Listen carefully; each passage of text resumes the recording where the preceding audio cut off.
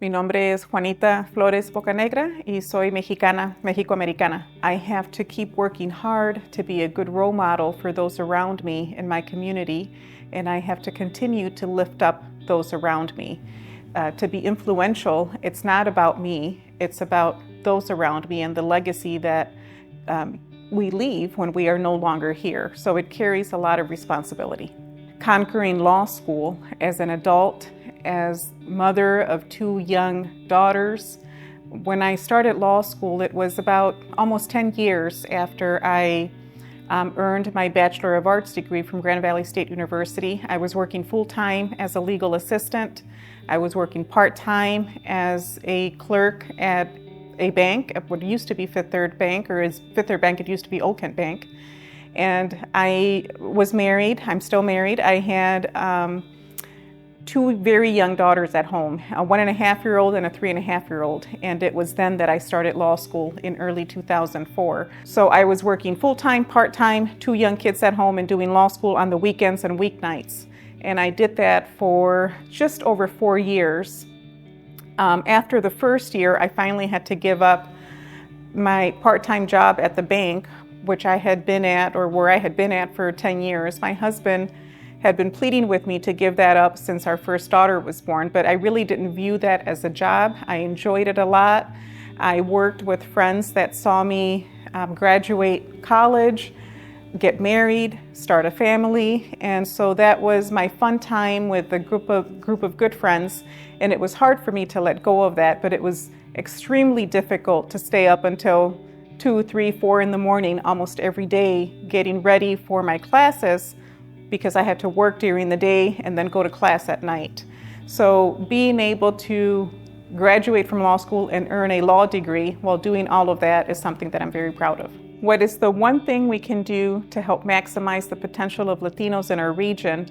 We need to lift each other up. We need to help each other. We need to learn that when we succeed as an individual, we succeed as a community. It does not take away from us to help those around us, to help those coming behind us.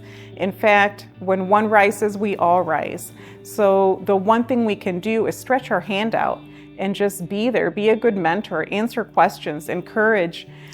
Sometimes all that is needed for a young person to keep moving forward and not give up is to have encouraging words and to have a listening ear from someone who's traveled that road before.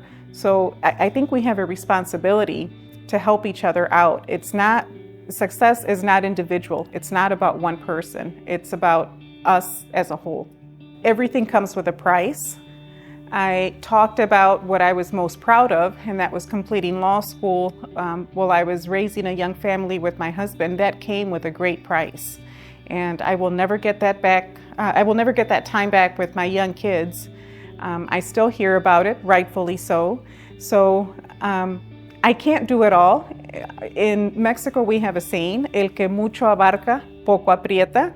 So you really have to know what you're going after. You really have to be determined. You have to know that there's a price to be paid, and you have to be willing to pay that price. You have to work hard. What advice would you give to young Latinos in West Michigan? There is no substitute for hard work. Also, a mentor told me many years ago, and I've never forgotten this, you do not get a second chance to make a good first impression. People know about you before they even meet you. Integrity is important. I think in today's day and age, sometimes people don't value what used to be the worth of a handshake and the worth of a person's word. I'm not going to call it a man's word because obviously I'm a female, but your word is important, your integrity is important. Thank you very much for the honor. More than an honor, as I repeat again, it's a responsibility. It's not just about me, it's about the community. There are many worthy people in this community. I'm sure there are many worthy people in the room who have worked hard, who deserve the title. And so I am humbled by the acknowledgement, but I also recognize that it comes with a responsibility. And I've worked with a lot of people.